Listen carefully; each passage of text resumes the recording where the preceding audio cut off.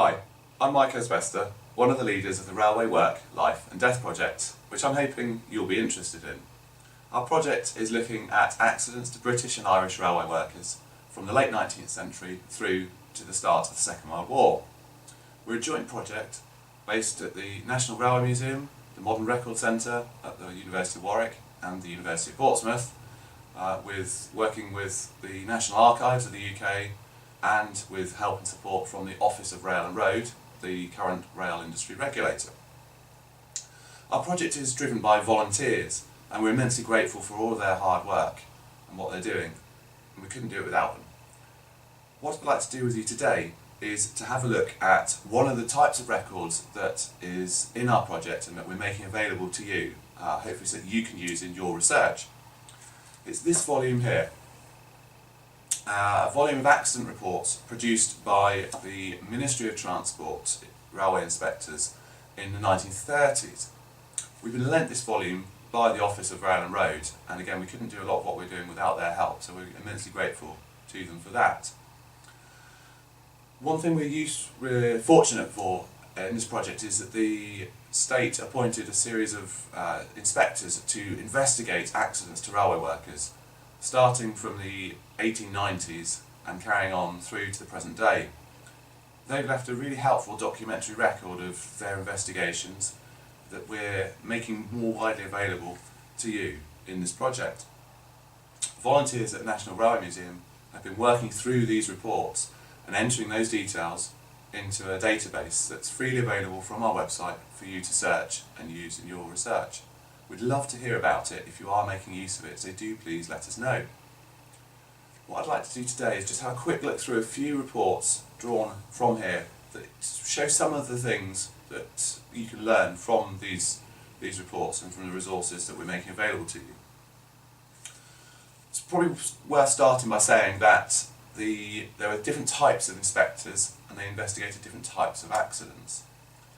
So the passenger railway accidents were extremely well regulated and extremely well reported on from the 1840s through again to the present day.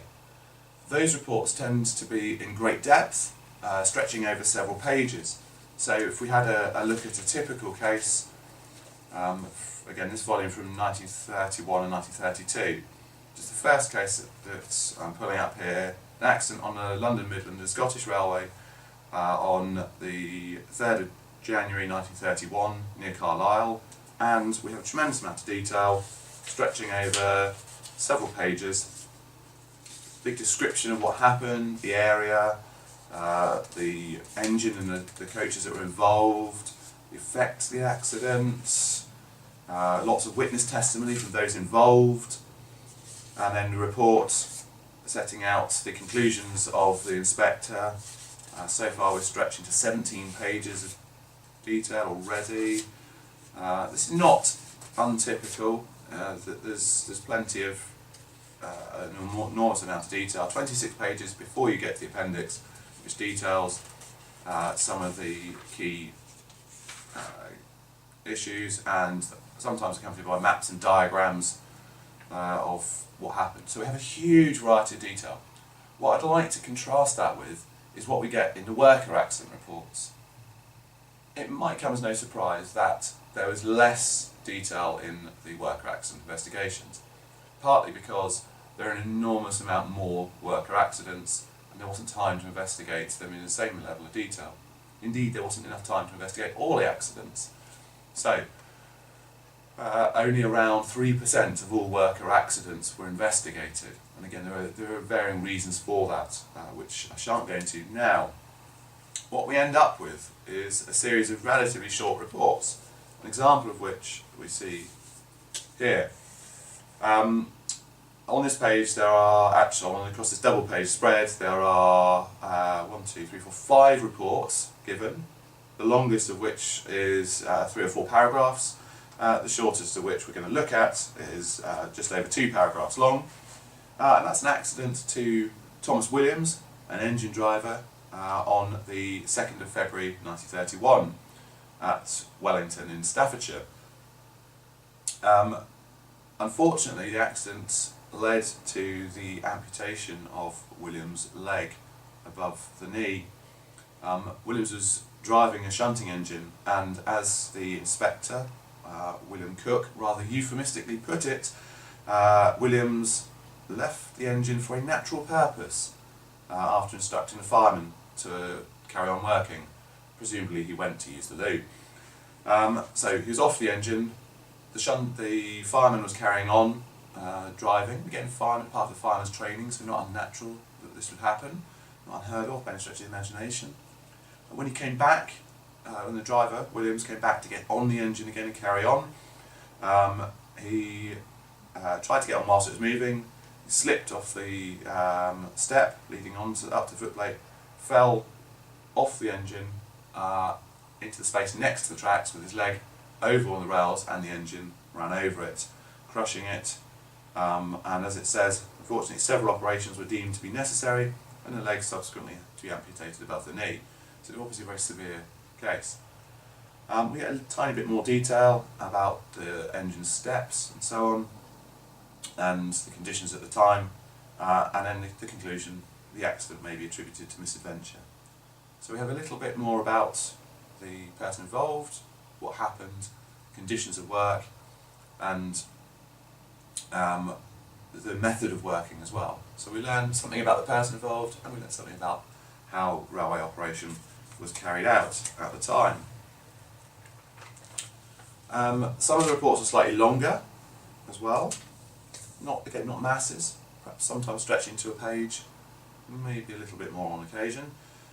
In this case, from the London Midland, the Scottish Railway, from the 25th of October 1932, there was an accident involving E.J. Neal and A.R. Boone at Walton-on-the-Hill, Liverpool. They were shunting around the area, and there was some sort of problem which both of the locomotive crew were concerned about, so they both jumped from the footplate, so from the engine, to try and save themselves. There was a small collision. The investigation showed that they couldn't find anything wrong with the engine. Now, why I wanted to focus on this one in particular, as well as all of the regular detail about the case, there's an interesting statement in here about the pressure of work that the employees were acting under. So it says, Neal was well accustomed to this class of engine, but it is clear that he mishandled the regulator, so the bit that effectively makes the engine move, in the first instance, and then when he found the engine travelling faster than he intended, he lost his head, so he panicked. Really quite unusual to see that sort of a statement. Generally speaking, engine crew found it their first duty to stay with the engine and try and get it back under control. So, attributing this to panic, potentially down to the pressures of work. There are all sorts of different things that we find in the volumes. So in another case, in this case, again, this one on the London North Eastern and London Midland Scottish Joint Railway, an accident to F. Smith in Manchester on the 10th of April 1931. Smith was a labourer employed by a firm of contractors who were electrifying the railway line. So again, electrification has been going on for a long time, even predating the 1930s by 30 or so years. In this case, they were electrifying the line. Smith was working with a gang of 6 men on overhead gantry in Manchester. It says that unfortunately he wasn't present at JLM Moore, the inspector's inquiry, so he couldn't give his account. But it looks like he forgot that he was involved in electrification of the line and accidentally got in the way of an oncoming train.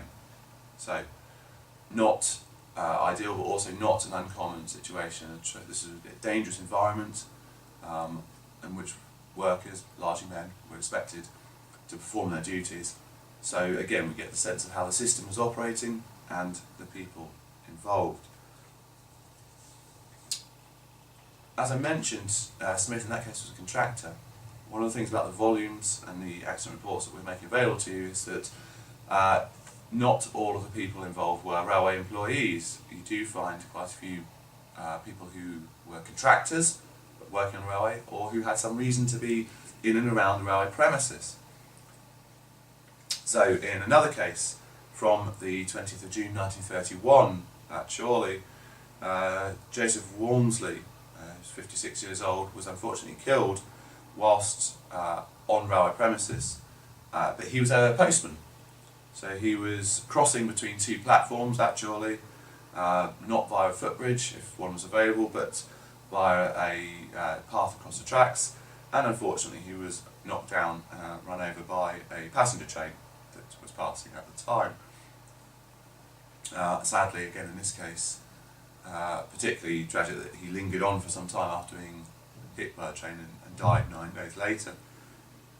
There's an awful lot of detail in this report about the method of working here and what was going on, how Walmsley came to be crossing the line at that moment, and those involved. So we get all sorts of detail in here which would be useful about the area, about the railway work itself, and, as I say, about the people involved. One final case that I'd like to show you is slightly unusual in that it's extremely extensively reported.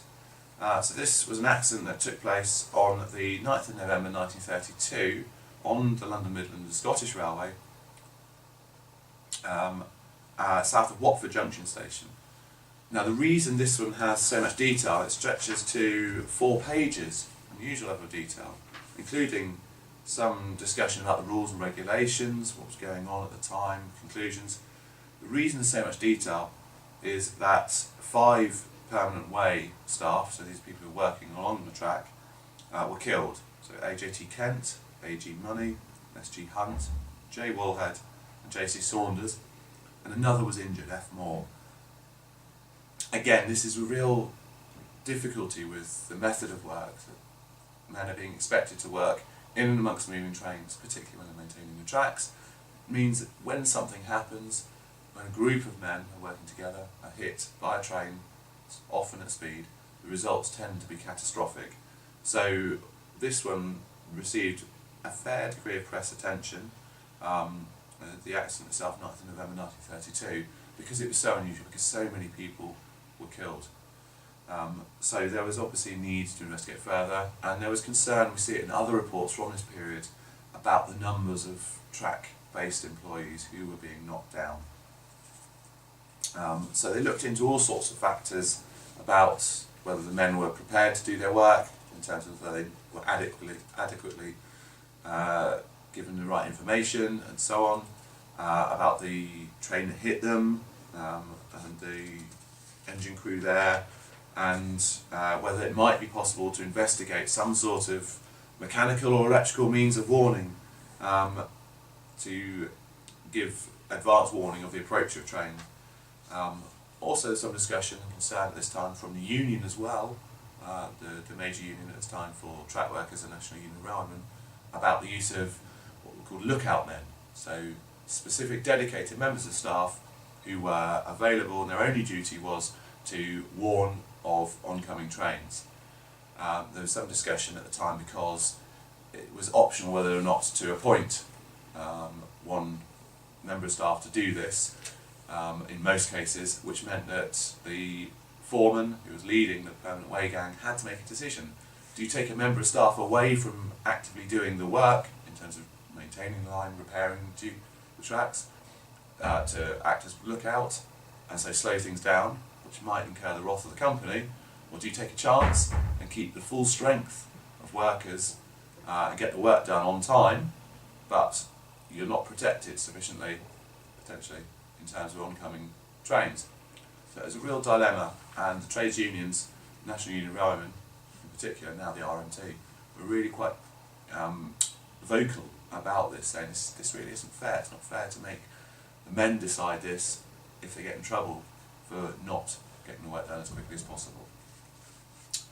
Before I close the volume up, one final thing I'd like to show you, which is really interesting, is one of perhaps the smallest thing. There's a bookmark at the top of the volume indicating a particular page. on it says blowback. Now I know that I've seen the same bookmarks in later volumes that we've been scanning from the Office of Rail and Road. And it's quite interesting that at some point one of the railway inspectors, and tells us something a bit about how these volumes were used in practice, there was obviously some concern later in the 1930s about this issue of blowback. Now that's when the circumstances are such that the flames start coming out of the firebox of the steam engine into the cab, potentially scalding or burning the driver and fireman. And that's exactly what happened in this case on the 26th of January 1932 on the London Midland and Scottish Railway at Clonlockie Crossing, when Donald Smith, the driver, and Neil McMaster, the fireman, were both burnt for various technical reasons. There was a failure of one of the pieces of equipment, meant that the flames started to come back into the cab. Both the driver and fireman stepped out of the cab onto the footplate, so on the edge of the cab, as the engine was running. It's obviously quite a dangerous thing to do, but eventually managed to get the train back under control, the engine back under control, and stop the fire in that case. So they obviously wanted to find out what was happening. Importance at the time, certainly. As I say, I've seen these bookmarks in later volumes. There was obviously some concern that these sorts of incidents were recurring, and the inspectors wanted to go back and say, right, where have we had previous cases of these? Let's try and learn what we can from the past, from these reports, and see if there's a common pattern that we can then do something about, work with the companies, work with the staff, work with the unions, try and solve any potential systematic problem. What's quite nice about this is that from this bookmark we get some sense of the inspectors of the past and how they used these reports. So we get a sense of the real people involved in this sort of thing. In other reports we've seen corrections made to the text in pencil if something hasn't been quite right. So again, these are working documents. What's particularly nice about that is that when the Office of Rail and Road lent us these documents, they said, please make sure that you keep the bookmarks in there and in their right place, because they're still a working document for us to this day, nearly 100 years later. And it's really gratifying and pleasing to know that the Office of Rail and Road and others who are involved in safety on the railways to the present day take the past very seriously like this. And we're hoping that we can help with that, and the work that we're doing and the volunteers are doing in this project can feed back in to the work that the current industry is doing to try and improve safety, particularly for workers, but obviously for all as well. So, hopefully that little look through some of the cases in the report has been quite interesting. I mean, this volume has been quite interesting and shown you a little bit more about what the project is doing. We'd love to hear from you if you're interested. You can find out more about the project, and you can download all of the data that we've made freely available from our website. So do please have a look at that, and hopefully we'll hear from you, and that's been interesting.